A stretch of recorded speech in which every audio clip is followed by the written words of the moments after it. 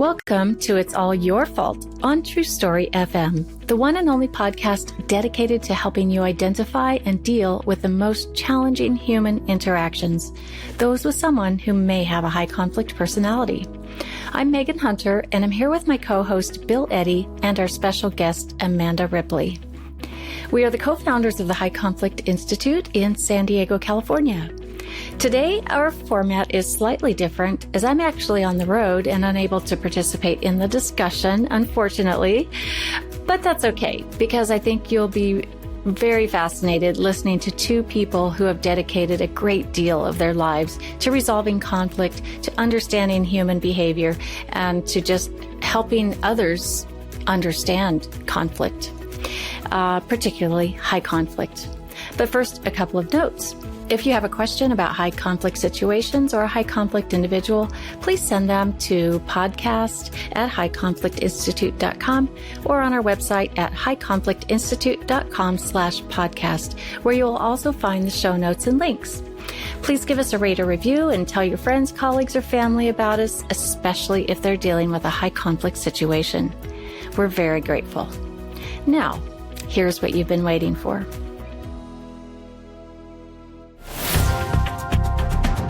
I'm so very pleased to welcome Amanda Ripley to It's All Your Fault podcast. It's a rare privilege to have the opportunity to have a New York Times bestselling author on our show. In fact, this is the first time. So Amanda is a best-selling author and investigative journalist. She started her journalism career covering courts and crime for the Washington City paper.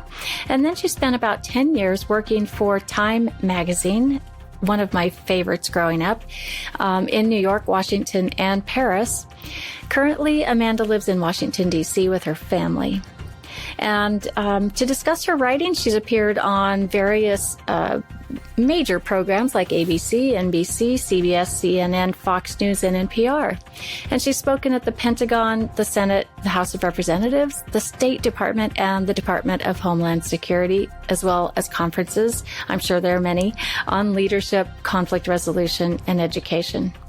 And of course, she is the author of High Conflict, her third book, which was preceded by two other great books, The Smartest Kids in the World, which was a New York Times bestseller, and The Unthinkable, Who Survives When Disaster Strikes and Why, in 2008. And she happens to have an engaging, positive, upbeat presence that makes everyone around her smile. At least I know she makes me smile. And when I think about it, she motivates us to do better in the world. So welcome, Amanda.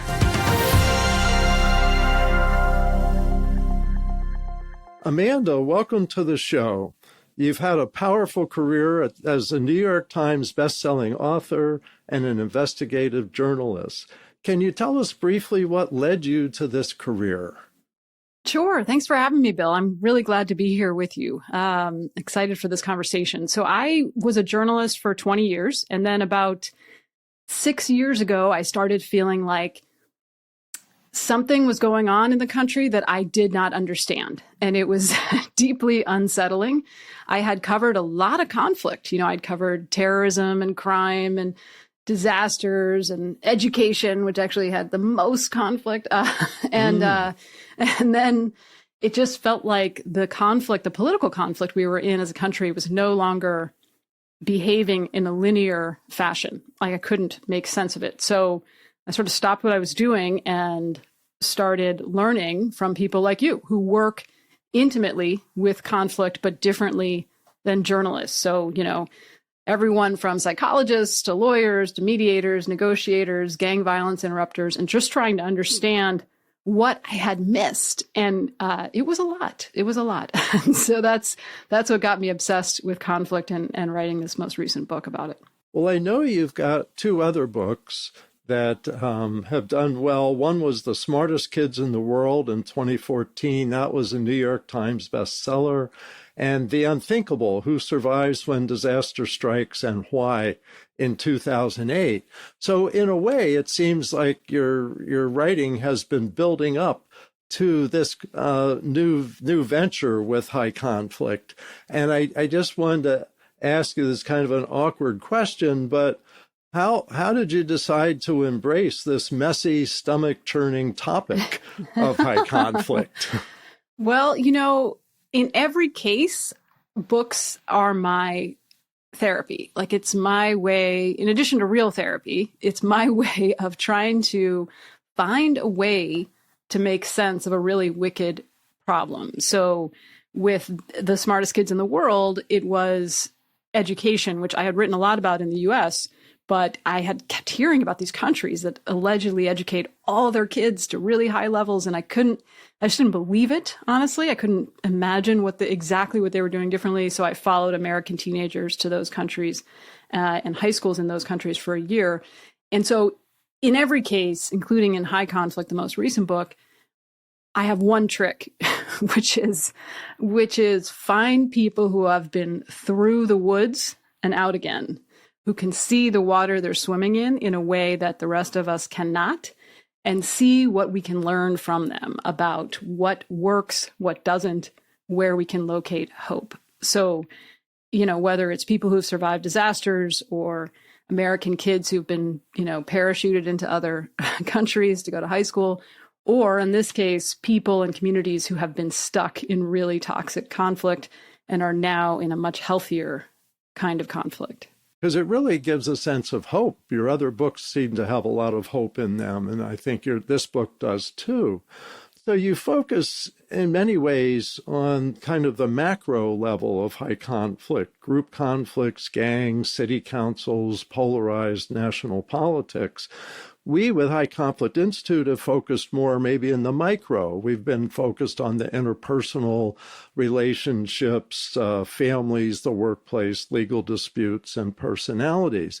It'd be kind of interesting to hear how you define high conflict and see how that may be similar or different at the macro level. Yeah, that's a great point. I'd love to hear where the intersections are and where the divergences are. I think, for me, I think we both maybe started from the same place. Like, for me, I was looking back at high conflict divorces and the idea that there were these certain, couples who were just stuck in perpetual cycles of blame for years in the courts, right? And looking at that research and sort of expanding it outwards to, what is often called intractable conflict or malignant conflict in international relations and in other countries, and trying to understand, what is the distinguishing feature of high conflict? For me, the way I think about it in my own head is it's any conflict that really takes on a life of its own. So it becomes conflict for conflict's sake. And as part of that, we become more and more certain of our own moral superiority. And we start to make a lot of mistakes, right, about the other person or the other side. And then in time, it feels like the only acceptable solution is total victory or annihilation, right? Yeah. So everyone suffers to different degrees. But how do you define it, Bill? We tend to define it around personalities. So we see, like you said, a divorce conflict. I did a study a few years ago, and I take a poll at seminars. I say, how many see a high conflict divorce as one high conflict person and the other's pretty reasonable, trying to cope? And how many see it as two high conflict people? And it tends to come out around 50-50.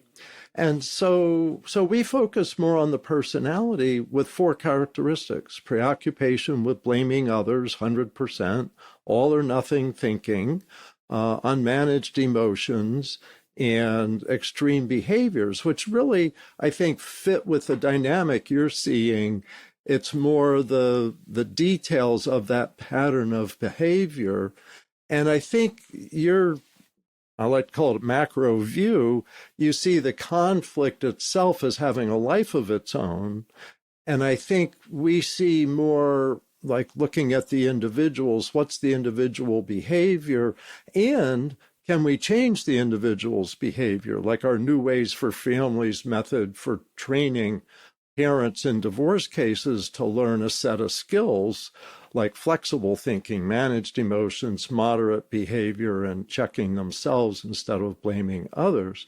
So it's interesting because I think we're looking really very similarly from different angles. Yeah, yeah. It's so interesting, right? Because on the one hand, they're intertwined, right? I mean, you can't separate the macro from the micro, although, you have to think about it that way sometimes, right? But I think what you and your books have taught me are about these interpersonal dynamics and the individual skill sets that we can use to manage them.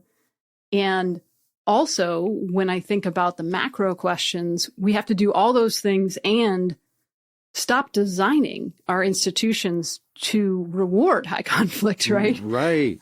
So we get this kind of top down and bottom up solutions. We need both, right? Because that's kind of how we got here. What's exciting is I think that there's a future in both, that the world needs to see it in a big way, but also look at their own involvement individually. Yeah, absolutely. Let me ask you to get a little core of your book, High Conflict, Why We Get Trapped and How We Get Out, is what do you see as the primary reasons we get trapped? The 4 kind of tripwires that I focused on that seem to be present in every case that I looked at, whether it was a politician in California who got trapped in high conflict, or a gang leader in Chicago, or an activist in England, or even a guerrilla fighter in Colombia. In every case, there were 4 conditions that were present to different degrees. And those 4 conditions were humiliation, conflict entrepreneurs, which you know a lot about, and also corruption, perceived or real, right? Usually it's both. And finally, binary group identities, where sort of a false binary of us versus them, labels that really oversimplify. That very much fits, I think, with our perspective, but it's interesting. You're seeing it in the group context. Now, could you just say a little bit more about conflict entrepreneurs? Because I think that concept really has a lot of merit because some people really seem to benefit. Right. So as I called you up months ago and said, Bill, do you think conflict entrepreneurs are high conflict people? And we had this fascinating conversation about where those 2 terms overlap. So I love learning from that intersection. And I don't pretend to have an answer to that. I think probably the answer we came up with was often, yes, they are the same. But basically, conflict entrepreneurs are people or platforms that exploit conflict for their own ends. Right. And that could be for psychological ends, right? For attention, for a sense of power, control, meaning, belonging. It could be for profit. It's usually, an unholy mix of both, right? Yeah. Well, I think it's, what you opened my eyes to was the idea that some organizations or platforms, as you said, could be really like calculating almost. We need more conflict to boost sales or to boost eyeballs. Right. Sometimes it's subconscious, right? But sometimes it's explicit. I remember running into a national newspaper editor several years ago, and he at a dinner in DC, and he was saying how worried they were that Trump was going to lose, even though he personally was anti-Trump. He knew how good it was for readership. Yeah, a lot of exposure. It's stunning to have this crossover, I think, from what's entertaining and governance. Yeah, right. And that's the idea. Spectacle and governance have become one. Yeah. Well, I think now that politics is more about entertainment than government. And yet the boundaries are so blurred, and that there's people that are making money by blurring those boundaries. So it's interesting and certainly concerning.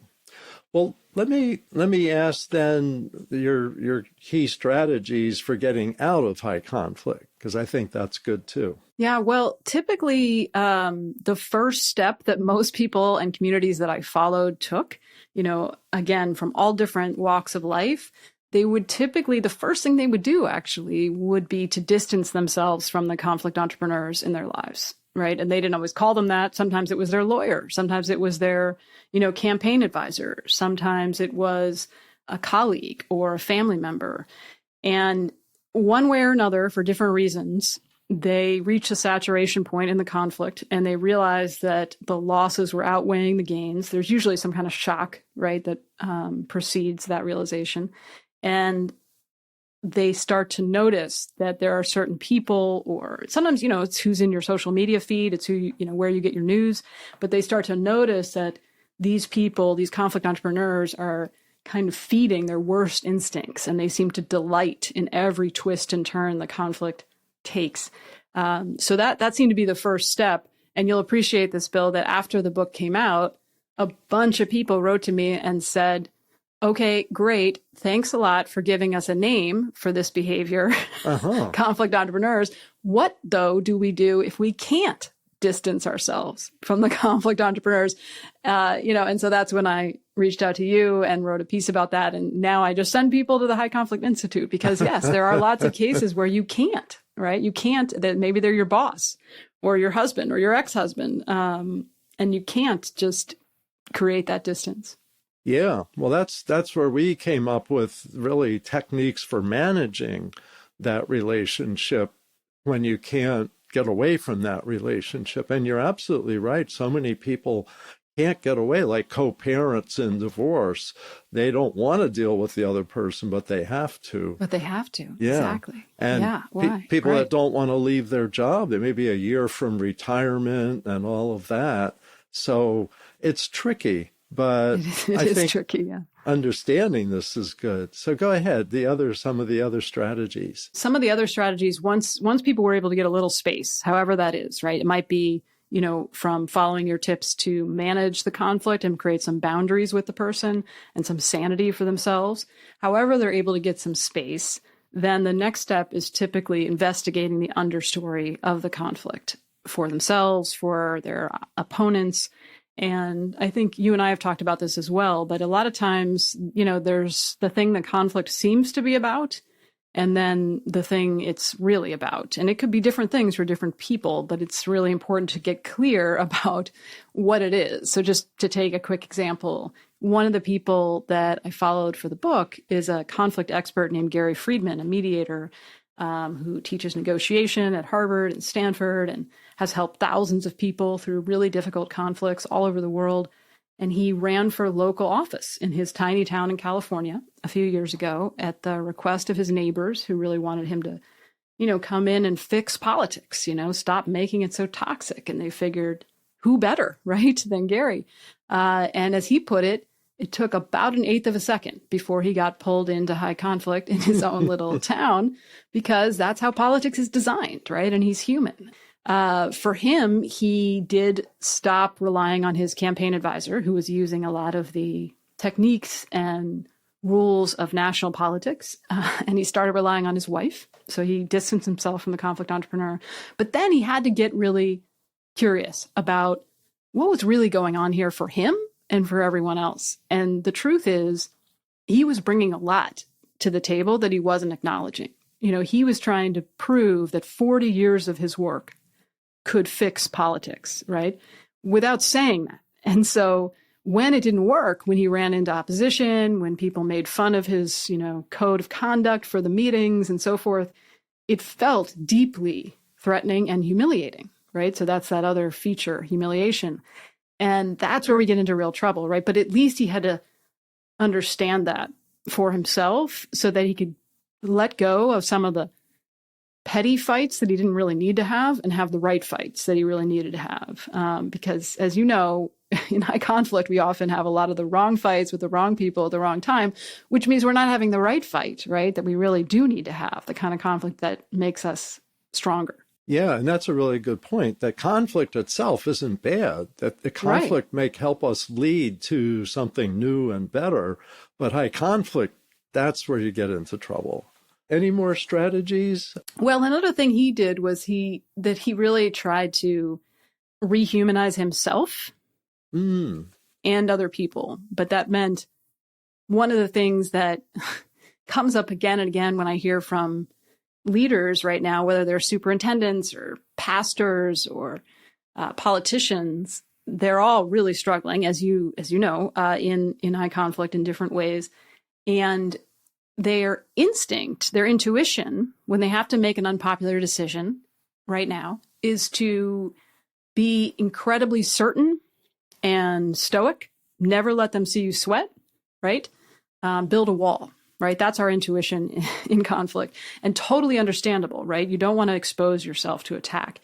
But in reality, our intuition almost always makes high conflict worse. It's an amazing rule of thumb Yes. that I see over and over again, right? So in Gary's case, he had to reveal just 10%, not 100%, but reveal some of his humanity and admit when he didn't know the right answer, when he wasn't sure how to vote on something, but he was going to do this. This is what he was going to do, and here's why. But he could appreciate the other side's argument, and he was, he was struggling. And just admitting that made him much more human, and therefore harder to dehumanize for his opponents. Yeah, that's a really good point. What we find ourselves often saying is you have to do the opposite of what you feel like doing. Yes, and so exactly. It's stunning that that's the dynamics of this, and I think just really helpful that you figured that out, but with what you were seeing. So, like for you, it's the opposite. Is you have to spend more time with conflict entrepreneurs or high conflict people, right, to understand them better. Is that an example? Yeah, well, I think what we've learned is to not kind of like judo or something, is the negative energy coming at us is spin it around back towards them. And instead of when they're coming at us, you're an idiot, Bill, you don't know what you're doing, is to respond with, wow, it sounds like you're really frustrated. Tell me more. What's frustrating you? Yes. Tell me more. And that's something I know you've got in some of your writing is to go deeper, and then you get more of what's really going on, which leads me to my next question, which is you're a great storyteller in your book, and I think in all your writing. And one of your book's chapters is titled Complicating the Narrative. And in there, you told a story of how some liberals and conservatives learned to understand and like each other. So if you could explain complicating the narrative and tell us that story. First of all, I love that idea of like the jujitsu of like taking the negative energy and turning it, deflecting it. Tell me more is one of the go-to questions that I now train journalists on to just have in their pocket, especially when you find yourself feeling really put off by what someone has just told you in an interview. Now, this is, assuming it's not a live interview, but when someone says something like really offensive, my instinct is just to shut it down. Like, I want to shut them down, right? Just verbally. And in fact, what is way more powerful is to say, tell me more about that. Like, how did you come to that? I'm so curious, and it takes a lot of practice because it's not intuitive, but I swear it has changed my life, those 3 words. And it's on my wall. It's one of the questions we ask in conflict for fantastic for the work I do now that just really, it doesn't always lead to deeper revelations, but it always leads to better outcomes than the alternatives. It calms the conflict. Yeah, it's unexpected. You step out of the dance, right? And it takes the other person by surprise. So you have to mean it is the hardest part, I think. Right. Well, actually, you don't have to mean it. You can just do it. And then you, as long as you're listening, then you do start to mean it. Yeah, you can kind of get ahead of it and then catch up. Yeah. Yeah. I worked in alcohol and drug treatment for a few years. And one of the sayings they had is fake it till you make it. And I think it's worth faking interest and curiosity because then you'll become interested and curious. And that's, I know, one of the themes that you like to promote. Yeah. Oh, I love that. So sorry, to answer your question. Yeah, complicating the narrative. What does that mean? And Yeah. So there's a place at Columbia University, a lab called the Difficult Conversations Lab, which is run by a professor named Peter Coleman and his colleagues.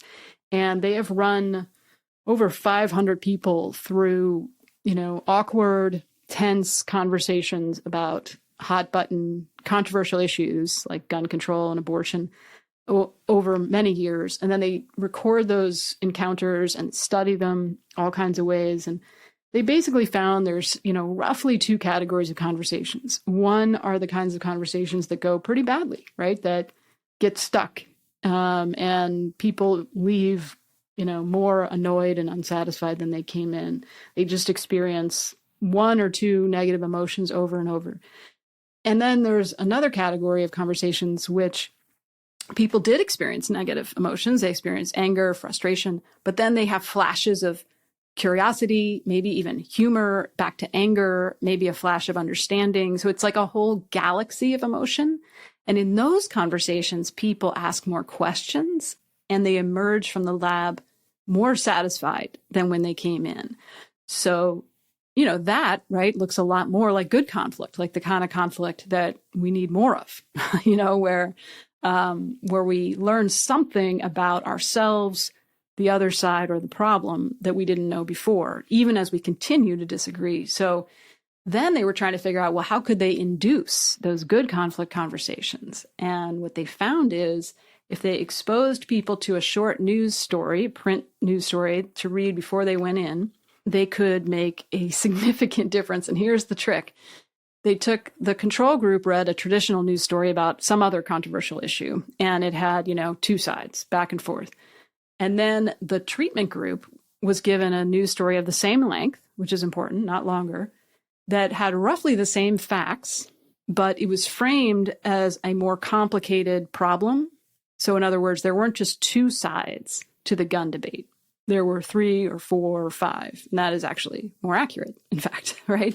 And it acknowledged that people have complicated emotions about, say, abortion, that most Americans are neither on one extreme or the other. And that in the polling, if you ask the question slightly differently, you get very different answers. There's a lot of internal conflict over abortion. So anyway, when they gave people that more complicated narrative, people went into the lab and were much more likely to have those better conversations about conflict, even on an unrelated topic.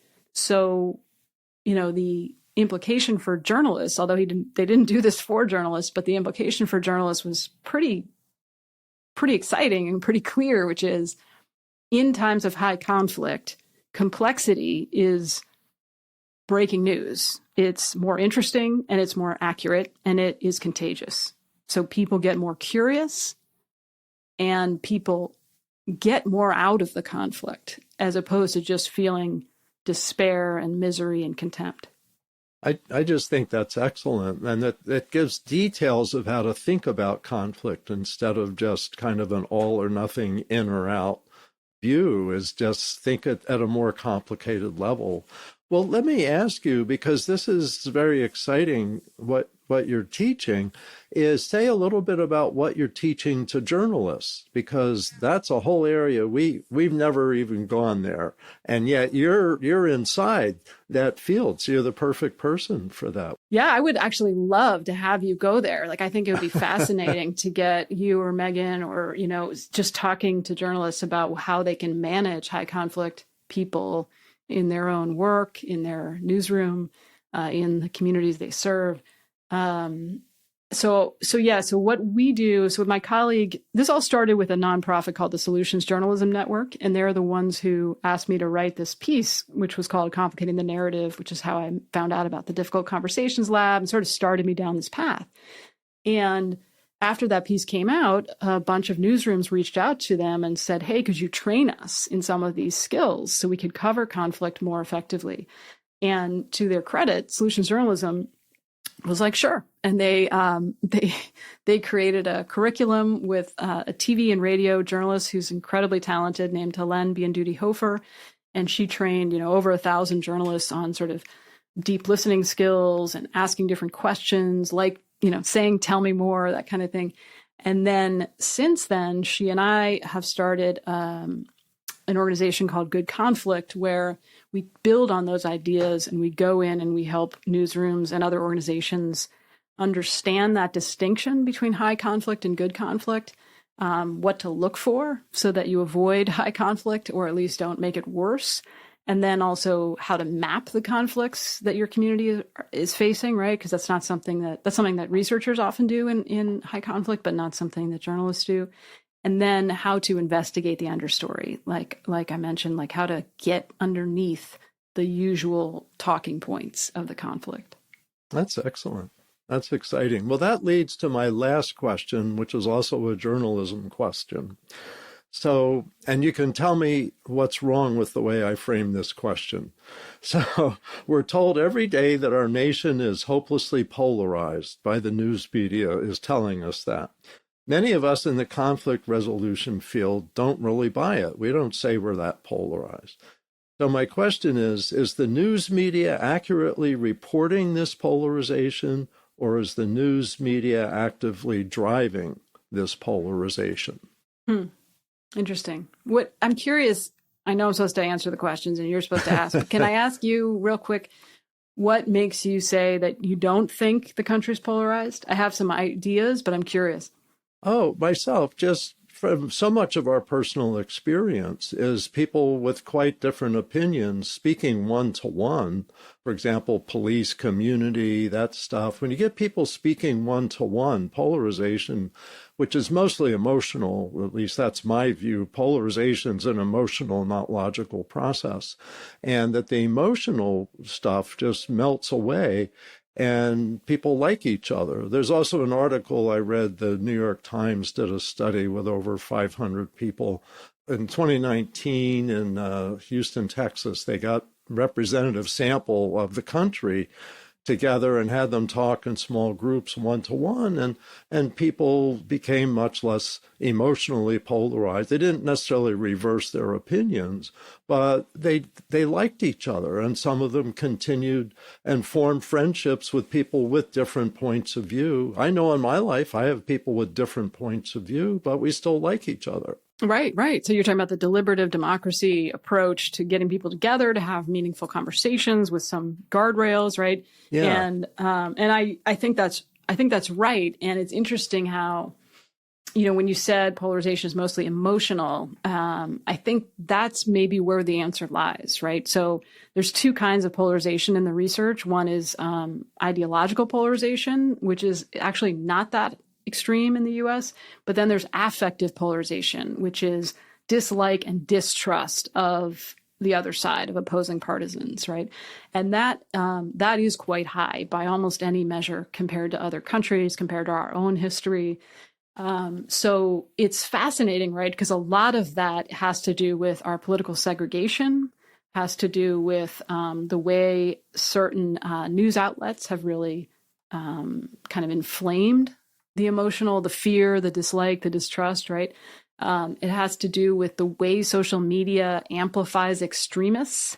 So something like 95% of political tweets are done by, 5% of Twitter users. Interesting. And remember that 80% of Americans do not use Twitter at all. I'm one of those. I don't touch it. Yeah, there you go. So maybe that's why you don't think we're that polarized, right? So part of it is a distortion. Yeah. Based on what lens you're looking through. And part of it is that distortion becoming a self-fulfilling prophecy. And does the news media bear some responsibility for that? Oh, for sure. Absolutely. Okay. 100%. Okay, yeah. I think it's hard to generalize because there's like a huge variety of people and business models under the umbrella of news media. But yeah, I think all of them bear different degrees of responsibility, as does social media. They're all attention-based economies, right? Like they're all trying to get your attention, and the cheapest, laziest, easiest way to do that is through outrage and fear. Yeah. Well, thank you so much, Amanda. We could talk on, I can already tell, for a few hours, but we really appreciate you coming on, giving us your thoughts, telling us what's in your book, The High Conflict, Why We Get Trapped and How We Get Out. And I just personally want to recommend it. It's great storytelling as well as making the key points that we really agree with. We need to reduce the high conflict in the world and still have conflict. What do you call it? Good conflict. Good conflict. Yes. Well, thank you, Bill. I'm very grateful to be in conversation with you and for all of your generous help and wisdom over the past couple of years. So I really appreciate the work that you're doing.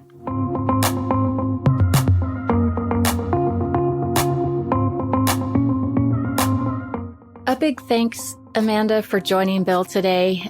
What a fascinating conversation. I'm sure our listeners enjoyed this very much. So we're very grateful to have had you on our show and grateful for the time that you spent talking with us and sharing your information and wisdom with our listeners. As Bill mentioned, the title of Amanda's book is High Conflict, Why We Get Trapped and How We Get Out. You'll find the link in the show notes. And of course, it's widely available in various formats everywhere books are sold in the world. You'll be able to find her other books on her website, which we've also listed in the links, along with a couple of articles that she's either been interviewed in and some book excerpts. You'll find everything in the show notes. So next week is our monthly Q&A lab. We'll answer 2 questions. One from a parent who's dealing with a high conflict 19-year-old son with violent, aggressive behaviors and who wants her to admit to abuse in his childhood that actually didn't happen. And second, we'll answer a question about what to do in a group with a high conflict individual, particularly in a group where everything is meant to be equal. How to handle the paranoia and other high conflict behaviors, including being erased from the group and from social media memory. So send your questions to podcast@highconflictinstitute.com or submit them to highconflictinstitute.com/podcast. Tell your friends about us, and we'd be very grateful if you'd leave a review wherever you listen to our podcast. Until next week, have a great one and keep learning about high conflict behavior so you can handle it in your life and keep striving toward the missing piece. It's All Your Fault is a production of True Story FM. Engineering by Andy Nelson. Music by Wolf Samuels, John Coggins, and Ziv Moran. Find the show notes, and transcripts at truestory.fm or highconflictinstitute.com/podcast. If your podcast app allows ratings and reviews, please consider doing that for our show.